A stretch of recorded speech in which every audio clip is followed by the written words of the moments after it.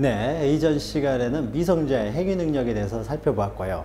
그리고 제한 능력자로 인정한 것이 우리 법에서 피성년 후견인과 피한정 후견인이 있습니다. 그런데 우리 민법 총칙에도 들어온 제도로서요, 새로운 제도가 들어왔는데 이것이 피특정 후견인 제도예요. 그래서 이 세 가지를 비교하면서 우리가 정리를 하셔야 되는데, 피성년 후견인, 피한정 후견인에 대해서는 아직 판례가 없습니다. 바뀐 지가 얼마 안 돼 가지고요. 따라서 법 조문들만 잘 정리하시면 되고요. 그래서 그 법 조문을 정리해 놓은 것이요, 여러분 50페이지 보시면 이것은 입문 강의 시간에도 한번 보았던 내용인데요. 이 표 내용만 잘 정리하시면 됩니다. 그래서 먼저 이 50페이지에 있는 표를 가지고 설명을 먼저 해드리고요. 그래서 그 의미를 먼저 이해하신 다음에 이 내용이 바로 앞에 설명이 되어 있기 때문에 그 설명을 보시면 이제 쉽게 또 이해할 수가 있습니다. 자, 먼저요, 50페이지 상단에 보시면 피성년 후견인, 피한정 후견인, 피특정 후견인을 비교해 놓았는데요. 여기에서 제한 능력자는요, 피성년 후견인과 피한정 후견인만 제한 능력자가 되고, 피특정 후견인은 제한 능력자가 되지 않습니다. 그리고 과거에 혹시 공부를 하셨던 분들이라면 피성년 후견인은 과거에 금치산자하고 유사한 제도고요.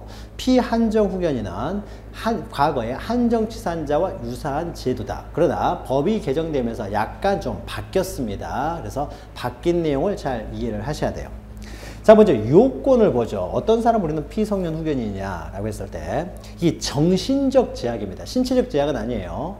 행위 능력이라는 것은 그 의사들, 그러니까 법률 행위를 함에 있어서 필요한 것이고, 법률 행위는 의사에 의해서 권리를 변동시키는 행위이기 때문에 그 의사 능력을 전제로 하는 것이거든요. 그래서 정신적 제약인 경우에만 적용되지 신체적 제약은 적용되지 않는다는 거죠. 그래서 정신적 제약으로요, 사무처리 능력이 지속적으로 결여되어 있는 자, 결여되어 있는 자, 자, 여기 실체적 요건이 됩니다. 자, 지속적으로 결여되었다라는 거죠. 그래서 이 사람은 성년이 됐음에도 불구하고, 미성년자는 미성년자이기 때문에 행위 능력이 제한되고, 그래서 취소할 수가 있습니다. 그래서 미성년자한테는 별 의미가 없는 것이고요. 성년이 된 이후라고 하더라도요, 여전히 그 정신 능력의 미성년자 수준이라는 거죠. 다음에 이때 미성년자 수준이요, 피성년 후견인은 한 8세 정도의 수준이라 생각하시면 됩니다. 성년이 됐지만 8세 정도 수준이라는 것은요, 치매에 강하게 걸린 거예요. 그러면은 이 사람은 뭐 8세 정도밖에 안 된다는 거죠. 그래서 옆에다가 한 8세 정도의 정신 능력 이렇게 적으면 됩니다. 자, 오른쪽에 피한정 후견인은요, 이 사람은 미성년자 수준이지만 그래도 이 사람은 한 15세 정도의 정신 능력은 가지고 있는 거예요. 15세. 이렇게 피한정 후견인은 이렇게 적으시면 되고요. 자, 그러면은 정신적 피성년 후견부터 보시면은 사무처리 능력의 지속적 결여, 그래서 지속적 결여도 동그라미 치십니다. 다만 지속적 결여가 되었다라고 해서요, 바로 피성년 후견이 되는 것은 아니고요. 그 다음입니다. 본인, 배우자 등의 청구가 있어야 돼요. 본인이 스스로 자신을 믿지 못하면 본인이 청구할 수도 있고, 배우자, 이렇게 가족이 청구할 수도 있고요. 뒤에서 보겠지만은 검사나 지방자치단체의 장, 또 청구할 수 있어요. 자세한 내용은 앞에 있습니다. 이런 자 등의 청구가 있어야 되지 직권으로 피성년 후견인 그 심판을 할 수는 없습니다. 그래서 청구가 있어야 돼요. 자, 우리가 결론적으로 보면은요, 이렇게 피성년 후견인, 피한정 후견인이 되면은요, 이런 사람들은 가족관계 등록부에 올라가게 됩니다. 그러니까 객관적으로 외부에서 공시를 해요. 자, 미성년자는요, 민증가 하면 누구나 알 수 있습니다. 그래서 공시가 되는 거죠. 그리고 피성년 후견인, 피한정 후견인도 객관적 획일적으로 하기 때문에요, 가족관계 등록부에 등록이 됩니다. 자, 가족관계 등록부에 등록이 되면은요, 어떤 문제가 있냐면요, 이 사람들의 행위는 취소할 수 있다라는 점에 있어서 피성년 후견인, 피한정 후견인을 보호하는 기능도 있지만은요, 또 한편에서는 이 사람 피성년 후견이냐, 이 사람 피한정 후견이냐 하게 되면요, 고용이 안 돼요. 누가 이 사람을 뽑겠습니까? 결혼도 하기가 힘들어지겠죠. 그래서 이렇게 피성년 후견인, 피한정 후견인으로 공시가 돼버리면요, 사회생활에 엄청난 제한을 받게 됩니다. 따라서요, 지속적 결여가 됐다 이유만으로요, 무조건 법원에서 직권으로 성년 후견 개시에 심판을 할 수 있는 건 아니고 이 사람이라든지 또는 이 사람이 재산을 탕진할 것 같다라고 했을 때는 그 가족들이요 청구를 했을 경우에만 피성년 후견인, 피한정 후견인이 됩니다. 그리고 나아가요 청구를 하고 난 다음에 직권으로 안 되고요. 그 다음에 가정법원에요 성년 후견 개시 심판에다 동그라미 치십시오. 이렇게 심판을 받은 자만이 피성년 후견이 됩니다. 그러니까 아무리 사무처리 능력이 지속적 결여되어 있는 사람이라고 하더라도요. 가정법원에 심판을 받지 않았다면 일정한 자의 청구에서 심판을 받지 않았다라면 이 사람들은 피성년 후견이라고 하지 않습니다. 심판을 받아야 돼요. 그래서 심판을 받게 되면 가족관계 등록부에 이제 등록이 됩니다. 그랬을 때 이 사람 피성년 후견인, 피한정 후견이 되는 거예요. 다 심판을 받아야 돼요. 자, 그러면 오른쪽에 있는 사람도요. 피한정 후견인도 비슷합니다. 자, 나머지 다 똑같아요. 정신적 제약으로 사무처리 능력이 부족에다 동그라미 치시면 되겠죠. 이 사람은 지속적으로 결여된 것이 아니라 좀 부족한 것 뿐이에요. 15세니까 부족한 것이고. 자, 이런 경우도 마찬가지예요. 왼쪽과 동일합니다. 직권으로 이 사람을 피한정 후견인 이렇게 선고를 할 수는 없고요. 예, 본인 배우자 등의 청구에 의해서 가정법원이 한정 후견 개시의 심판을 받아야 돼요. 심판을 받았을 때만 이 사람은 피한정 후견이 되는 것이지 시험 문제에서 만약에 정신적 제약에 의해서 사무처리 능력이 지속적으로 결여된 자는 피성년 후견이 된다. 이래버리면 틀린 겁니다. 결여된 자는 엄청나게 많습니다. 침해한 자들 몇백만 명이 돼요. 그러나 이 중에서 심판을 받은 사람은요 100명이 안 됩니다. 지금. 그러니까 그 사람들 100명이 안 되는 그 사람들만 피성년 후견이 피한정 후견이 되는 거예요. 실질적으로 100명이 안 됩니다. 그것은요 말씀드렸죠. 만약에 피성년 후견인, 피한정 후견인의 개시의 심판, 성년 후견, 한정 후견 개시의 심판이 있게 되면은요 이 사람들은 결혼도 하기 힘들고 취직도 하기 힘들어집니다. 그러니까 가정에서는 어떻습니까? 이 사람들을 어떤 식으로 치료하려고 하게 되겠죠. 치료하려고 노력을 하지 심판을 받게 하지는 않겠죠. 근데 도저히 안 되겠다 싶으면은 이 사람들이 재산을 가지고 있는데 재산을 탕진할 가능성이 있다. 이런 극히 예외적인 경우에만 청구를 통해서 심판을 받다 보니까요. 현재 100명이 안 됩니다. 피성년 후견인, 피한정 후견인 다 합쳐가지고 우리나라에. 그러니까 판례가 나오기도 쉽지가 않겠죠. 사람이 별로 적지가 않기 때문에. 그러나 미성년자는 어떻습니까? 인구 3분의 1이 미성년자잖아요. 그러니까 미성년자에 대해서는 굉장히 많이 문제가 되는 거죠. 자, 그리고 오른쪽에요. 피특정 후견에는요, 좀 이제 구별해야 돼요. 정신적 제약, 이것도 정신적 제약입니다. 정신적 제약으로요, 일시적 또는 특정 사무의 후원이 필요합니다. 일시적으로. 그러니까 이런 경우에는요, 이 사람들은 보통 치매 환자라고 보면 될 것이고요. 특정 후견은 어떤 사람이냐면요, 완전히 정상적인 사람입니다. 이 사람은 정신연령이 30대 되는 사람이에요. 정상적인 사람이에요. 그래서 회귀 능력이 제한되는 사람은 아닙니다. 근데 갑자기 이 사람이요, 뇌 수술을 하기로 했습니다. 갑자기 뇌 수술을 합니다. 그래서 뇌 수술을요, 이때부터 해가지고요, 이때 수술을 들어갑니다. 수술을. 자, 수술을 들어가게 되면요, 이 사람이 다시요, 수술을 다 나아가지고 정상적인 생활을 하기 위해서는 한 달 정도가 필요하다라고 보죠. 자, 그러면은 이때요, 수술을 들어가기 전에 이 한 달 동안에 내가 무슨 일을 벌일지를 모르는 거잖아요. 현실적으로 외부에서는 멀쩡해 보이지만 이 사람은 뇌 수술하게 되면은요 좀 틀리죠. 그래서 완전히 회복하는 단계까지는 한 달이 걸린다라고 하게 되면은 이 사이에 무슨 짓을 할지도 모르기 때문에 자기 자신을 못 믿으니까 이 사람이 먼저 어떻습니까? 후원이 필요하다. 이렇게 정상적인 사람이지만 일시적인 일시적인 기간 동안에 또는 특정 사무에 있어서만 후원이 필요한 경우에는 미리 어떻습니까? 특정 후견 개시 심판을 받아둘 필요가 있다는 거죠. 그러니까 평소에는 정상적인 사람이지만 일시적으로 또는 특정 사무에 있어서만 후원이 필요한 경우에, 이런 경우에 본인, 그러니까 일시적 특정 사무에다 동그라미 치시고요. 이 경우에도 직권으로 안 되고 본인 배우자 등이 청구를 하게 되면은 이때 특정 후견의 심판을 하게 됩니다. 심판을 받은 자만이 특정 후견이 된다는 거죠. 그래서 반드시 심판이라는 말이 반드시 들어가야 이런 자들이 되는 것이지, 심판이 없으면은 피성년 후견이, 피한정 후견이, 피특정 후견이 되지 않는다는 거 기억하시고요. 자, 심판 절차에 있어서는요, 청구한 요건이 만족을 합니다. 지속적으로 결여되어 있고 이 사람이 부족하고 사무처리 능력이 또는 일시적 또는 특정 사무에 대해서 후원이 필요하다라고 하게 되면 이 사람이 요구했기 때문에 법원에서는 요건이 만족이 되면은요, 필요적으로 심판을 해야 됩니다. 반드시 심판을 해야 되지, 심판을 할 수도 있고 안 할 수 있다는 게 아닙니다. 심판을 해야 되고요. 다만 심판을 할 때요, 이 두 경우는요, 피성년 후견인과 피한정 후견 같은 경우에는 심판을 받게 되면요, 이 사람들은 이제 사회생활하기 힘들어지는 것이죠. 따라서 본인의 의사도 고려하라는 겁니다.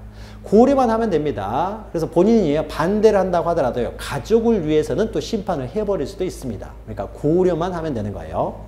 그러나 오른쪽에 피특정 후견인 같은 경우에는요, 이 사람은 정상적인 사람입니다. 그래서 본인의 의사에 반해서는 심판을 할 수가 없어요. 난 하기 싫다 그러면은 반하여 심판할 수는 없다라는 것이죠.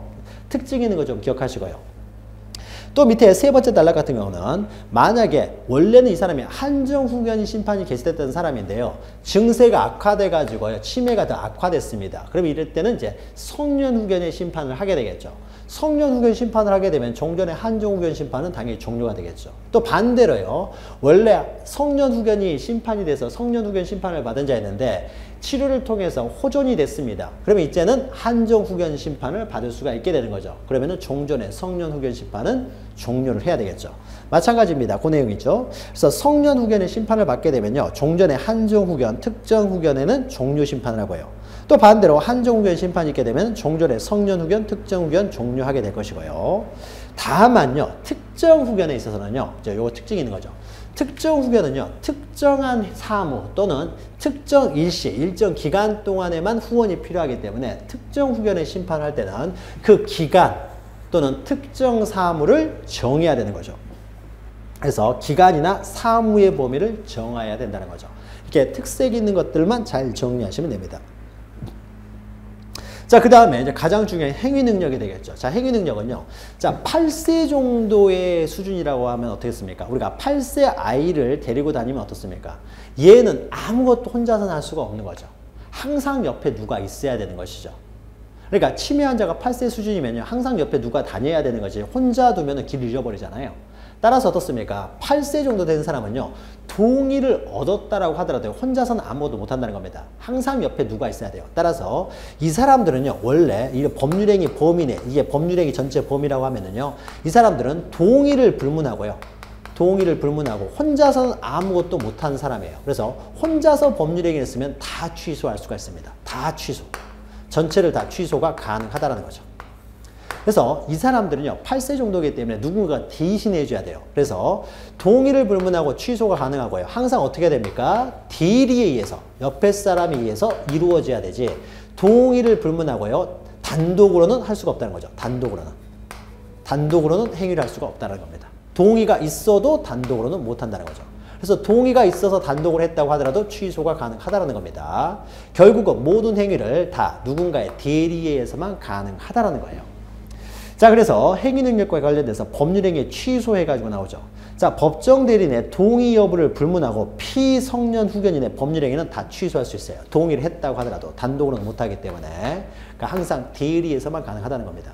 자, 그렇게 되면 이런 문제가 발생합니다. 그러면 피성년 후견이라는 갑이라는 사람이 있는데요, 나이는 실질적으로 한 50을 먹었는데요, 치매에 빠져서 정신력이 8세 정도 되면은요, 자, 그러면은 이 사람이 하는 행위는 모두 취소가 가능하기 때문에요. 자, 을이라는 사람이 이제 매점에 있는 사람, 슈퍼마켓인데 갑이 와가지고 비누를 한 장 사려고 합니다. 그래도 어떻습니까? 이 사람들은 혼자 오면은요, 다 취소가 가능해버리기 때문에 비누 한 장을 안 팔겠죠. 칫솔 하나 사려고 해도요, 항상 어떻게 돼요? 보호자 데려와라는 거죠.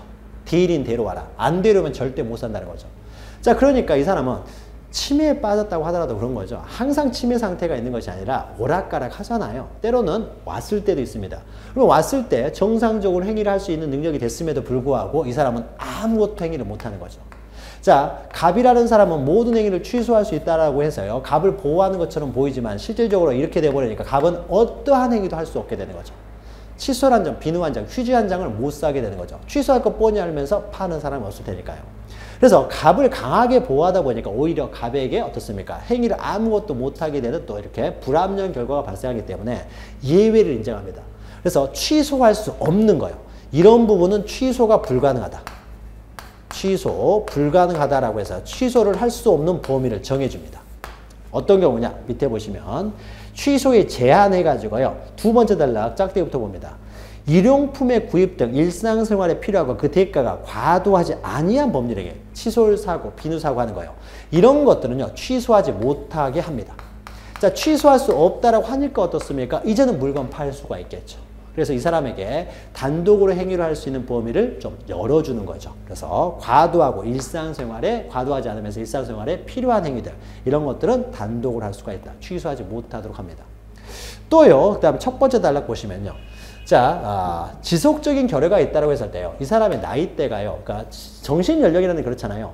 8세 미만이 될 수도 있고요. 한 12세 정도, 한 11세, 12세 정도가 되는 사람도 있겠죠. 그러면 이런 사람들은요. 다 못하게 하던 것보다는 한 12세 정도는 된다. 정도가 좀 괜찮다. 그러면 이 사람들은 또 단독으로 할 수 있는 범위를 좀 열어줄 필요가 있겠죠. 다 취소할 수가 있다라고 해버리면 이런 것들은 취소할 수 없으니까 단독으로 행위를 할 수가 있다. 그래서 우리 물건을 팔겠지만은 그 이외의 행위는요. 절대 단독으로 못하니까는 물건을 살 수가 없는 거죠. 따라서 정도를 봐가지고요. 이 갑이라는 사람이 이 정도는 단독으로 할 수 있을 것처럼 보이면요. 법원에서 이런 정도는 취소할 수 없다라고요. 이렇게 취소할 수 없다라고 정할 수가 있습니다. 자, 취소할 수 없다고 정했으니까 어떻습니까? 이제는 물건을 살 수가 있게 되겠죠. 물건을 팔게 될 테니까요. 따라서 그 정도에 따라서요. 일정한, 원래는 다 취소가 가능하지만 일정한 범위 내에서는 또 취소가 할 수 없다는 범위를 또 정할 수가 있다는 겁니다. 이게 첫 번째예요. 자, 보죠. 가정법원은요. 취소할 수 없는 피성년 후견인의 법률행위 범위를 정할 수가 있다는 거죠. 가정법원이. 그 정도를 보고요.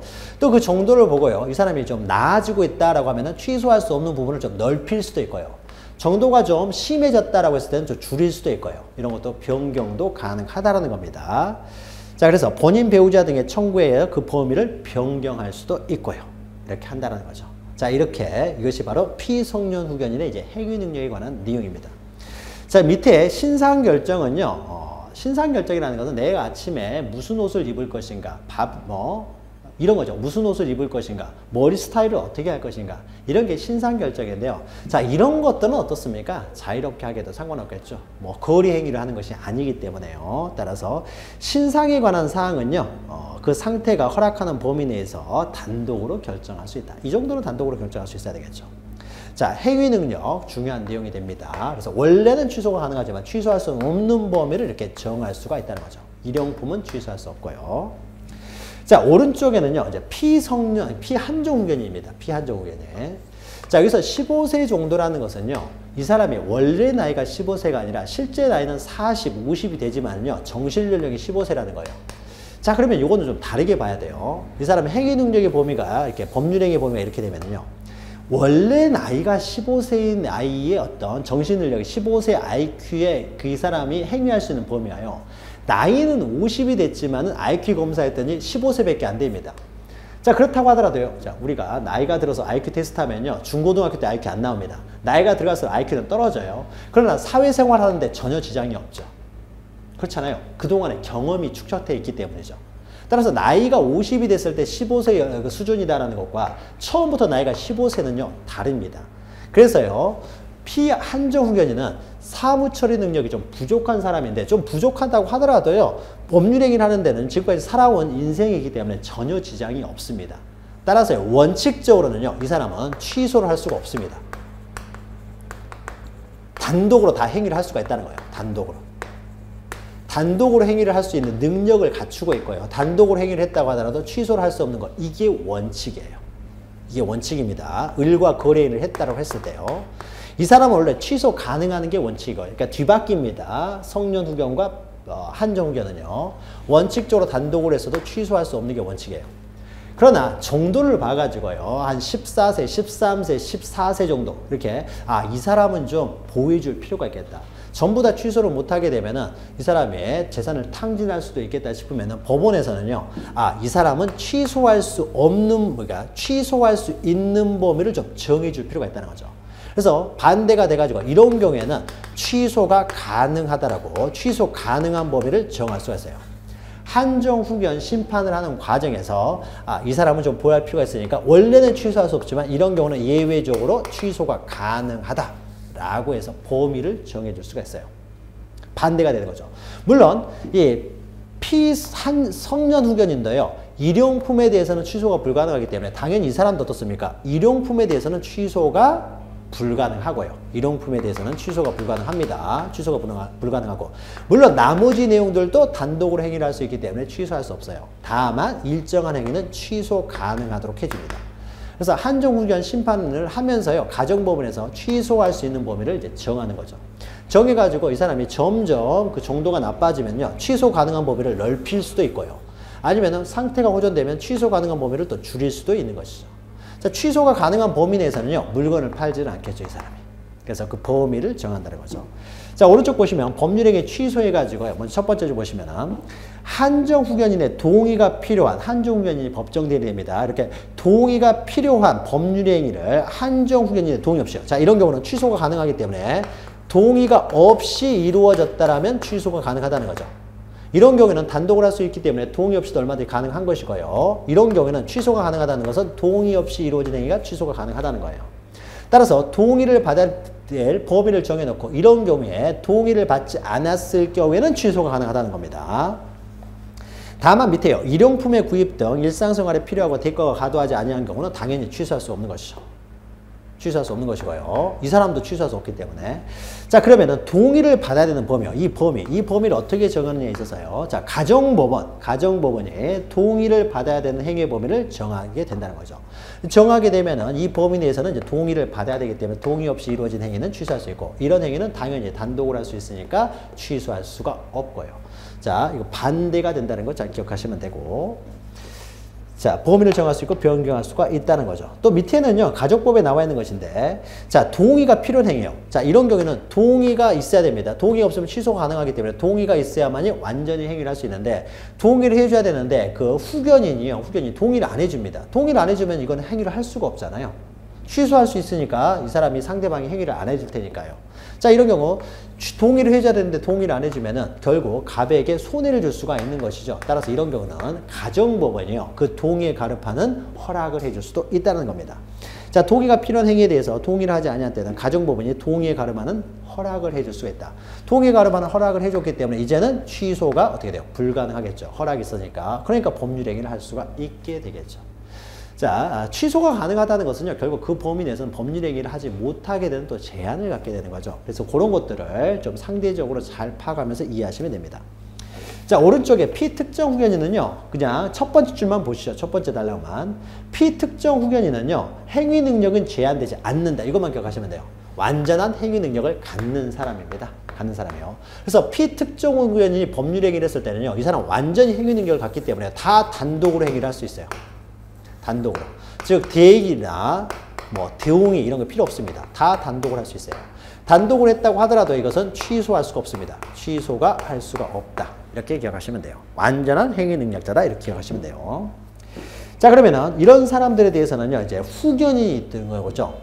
자, 피성년 후견인에 대해서는 이 사람은 단독으로 이런 행위를 할 수가 없기 때문에 피성년 후견인의 대리에서만 법률행위를 할 수 있죠.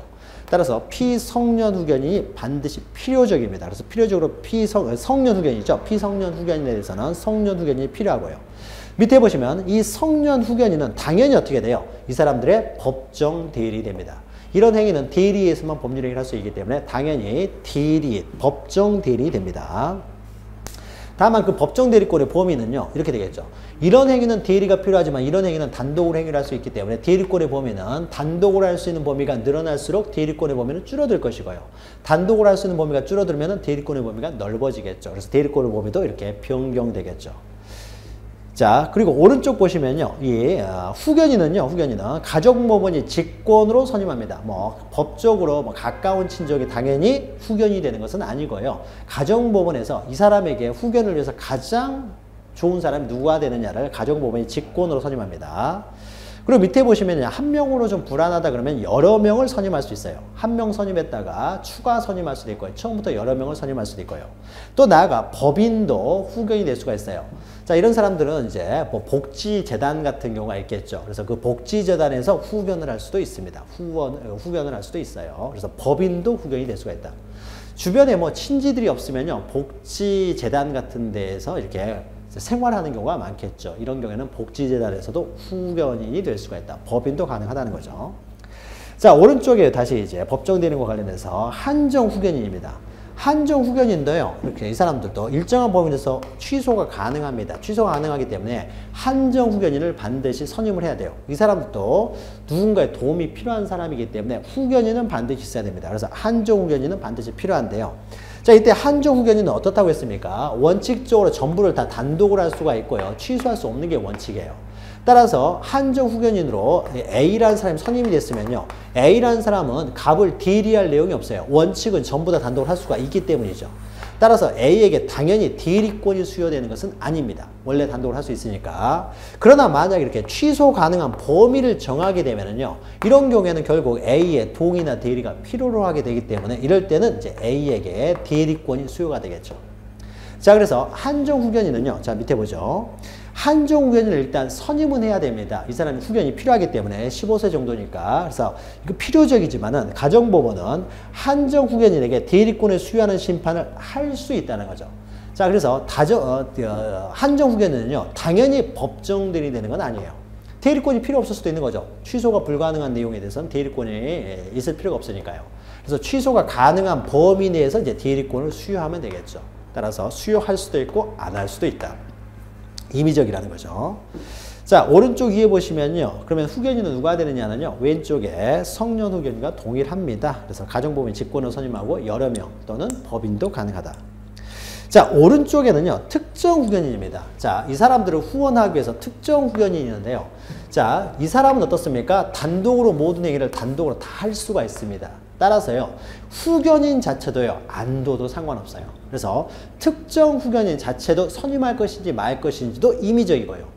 그 다음에 이 사람은 단독으로 법률 행위를 할 수가 있기 때문에 그 특정 후견인에게 대리권을 줄 것인가 말 것인가도 임의적입니다. 그래서 밑에 보시면 가정법원은 피특정 후견인의 후원을 위한 처분으로 피특정 후견인을 후원하거나 대리하기 위한 특정 후견인을 선임할 수 있고 그에게 대리권을 수여할 수도 있다.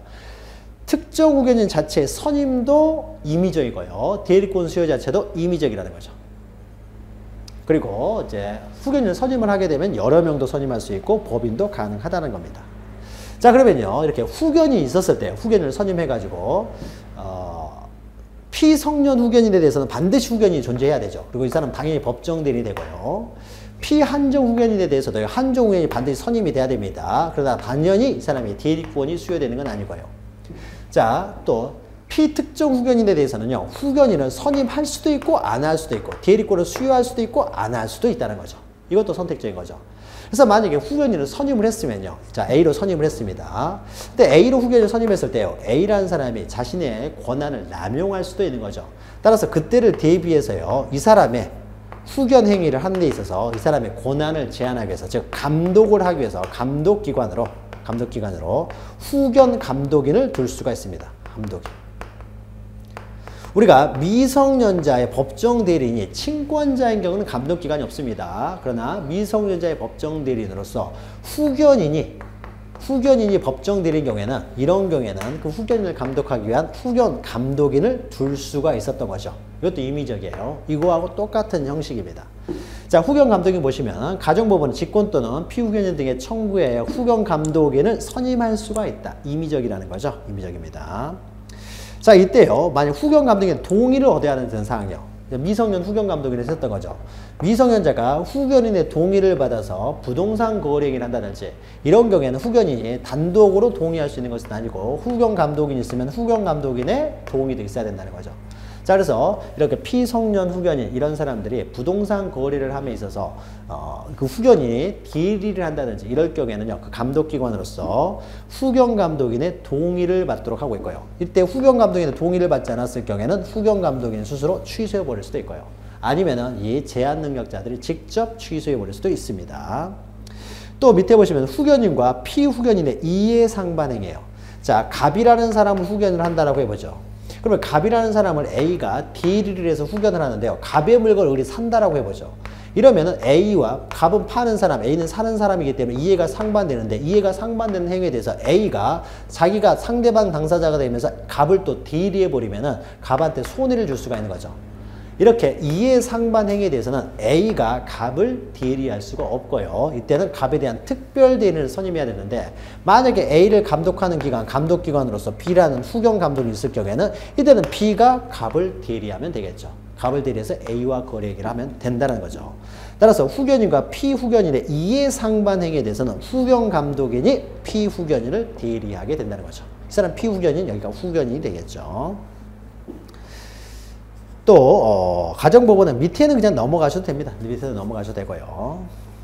자, 그 다음에 후견 종료예요. 종료. 후견의 종료와 관련돼서. 자, 공통적입니다. 자, 성년 후견 개시에 원인이 소멸됐어요. 다 나왔습니다. 나왔으면은 이제 지속적으로 결여된 상태가 아니기 때문에요. 이 경우에는 법원의 심판에 의해서 성년 후견이 개시가 되기 때문에요. 반드시 또 종료의 심판을 해야 됩니다. 그래서 가족관계 등록부에서 이제 지워야 되겠죠. 따라서 원인이 소멸하게 되면 일정한 자에 반드시 또 청구가 있어야 돼요. 청구가 있게 되면은 법원에서 성년 후견 종료의 심판을 하게 됩니다. 다 나왔으니까 종료 심판을 해줘야 되겠죠. 그래서 심판을 하게 되면, 종료 심판을 하게 되면 비로소 종료가 되는 거고요. 마찬가지입니다. 여기서 부족한 상태가 다 나왔습니다. 그래서 원인이 소멸하게 되면은 또 본인, 일정한 자의 청구에 의해서 청구가 있어가지고 법원에서 종료 심판을 하게 되면은 그 비로소 종료가 된다는 거죠. 필요적이고요. 그런데 특정 후견은 좀 달라요. 이것은 특정 사무, 특정 기간에 대해서만 후원이 인정되기 때문에 특정 기간, 일정 기간이 흘러버리면 어떻게 됩니까? 당연히 종료되는 거죠. 또 특정 사무가 종료가 됐을 때는 당연히 종료되는 것이기 때문에 따로 종료 심판할 필요가 없습니다. 당연히 종료된다는 거죠. 그래서 오른쪽 보시면은 기간의 경과라든지 특정 사무가 종결되면은 당연히 종료되는 것이죠. 심판할 때 이미 특정 사무라든지 기간을 정했기 때문에요. 시간이 흐르면은 당연히 종료된다. 종료 심판을 따라 할 필요는 없다는 거죠. 자, 요 내용을요 잘 이해하시면서 비교하시면서요 정리를 하시면은 이 안에서 시험 문제는 나올 겁니다. 자, 그러면 지금까지 했던 내용을요 책을 통해서 이제 제목만 보시면 돼요. 다 끝났기 때문에. 자, 43페이지 보시면은요. 피성년 후견인부터 나옵니다. 그래서 의의는 이렇게 우리가 했기 때문에요. 자, 심판 보시면은 자, 요건 해가지고 실질적 요건으로요. 사무 처리 능력이 지속적으로 결여돼야 돼요. 즉, 질병, 장애, 노령, 그 밖의 사유로 인한 정신적 제약인 거죠.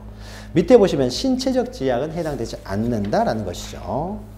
그 다음에 형식적 예권으로서요. 이제 청구가 있어야 된다는 거죠. 그래서 청구는 여러 사람이 할 수 있는데 두 번째 줄 보시면은 검사 또는 지방자치단체 장의 청구도 가능하다는 거죠. 검사 또는 지방자치단체 장도 청구할 수 있다. 물론 본인이 직접 청구할 수도 있고요. 다 되지만은 검사, 지방자치단체 장도 가능하다. 기억하시면서요. 여기에 빠져 있는 사람 이해관계인요. 채권자 뭐 이런 사람들 이해관계인 대표적인 사람이 채권자입니다. 이해관계인. 돈 빌려준 사람 이런 사람이에요. 이런 사람들은 그 사람과 이해관계가 있어요. 권리 의무에 영향을 받는 사람인데 이런 사람들은 해당이 안 됩니다. 돈 좀 빌려줬다고 이 사람을 정신병자로 낙인을 찍을 수는 없다라는 것이죠. 심판을 청구할 수는 없습니다. 그리고 밑에 보시면 직권으로 할 수 없다는 거죠. 그리고 절차에 있어서는 반드시 필요적으로 선고를 하고 이때 본인의 의사를 고려해야 된다라는 것이죠. 그리고 종료 심판해야 된다. 이건 앞에서 읽었고요.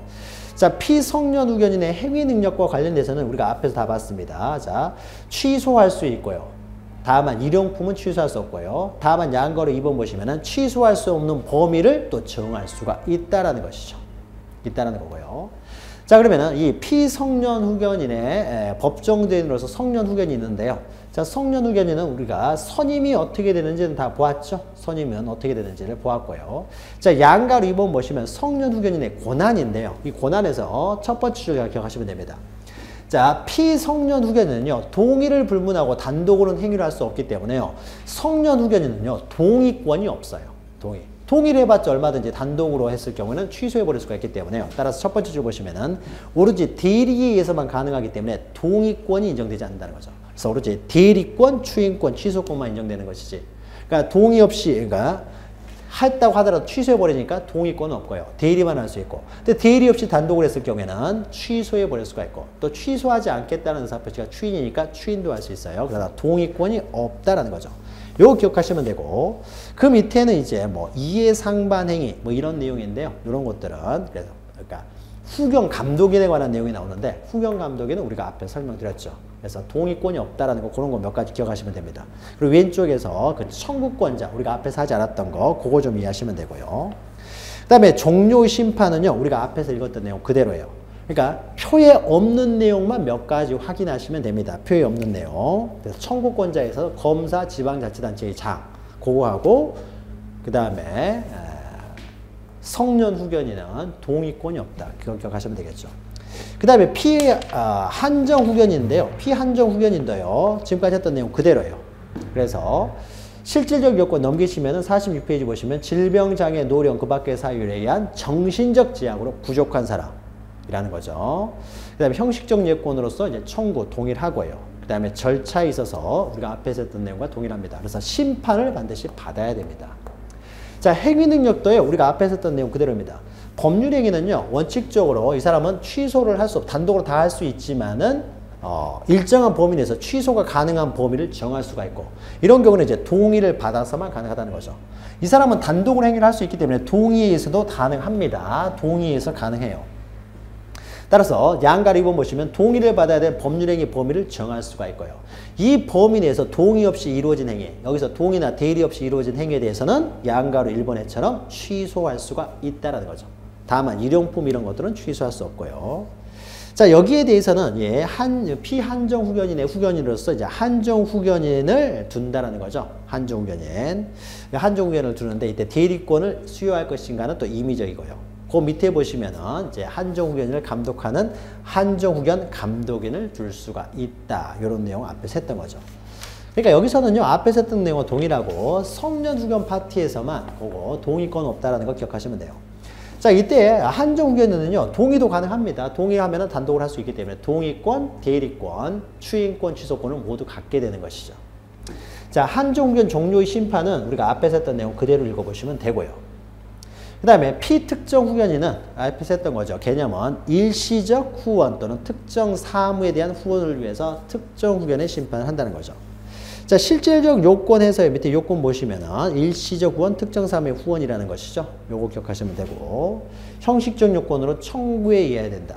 자, 절차와 관련돼서 이 두 가지는요, 본인의 의사를 고려만 하면 되지만은 여기에 특정 후견은 의사에 반하여서는 할 수가 없다. 이게 차이가 있으니까 요 기억하시면 되겠죠. 그 다음에 절차에서 네 번째 줄에 기간과 사무의 범위를 정해야 된다는 거죠. 자, 3번 보시면요. 행위 능력은 제한되지 않는다. 그래서 단독으로 얼마든지 행위를 할 수 있고 이런 경우는 취소할 수 없다. 동의나 대리 필요 없다라는 것이죠.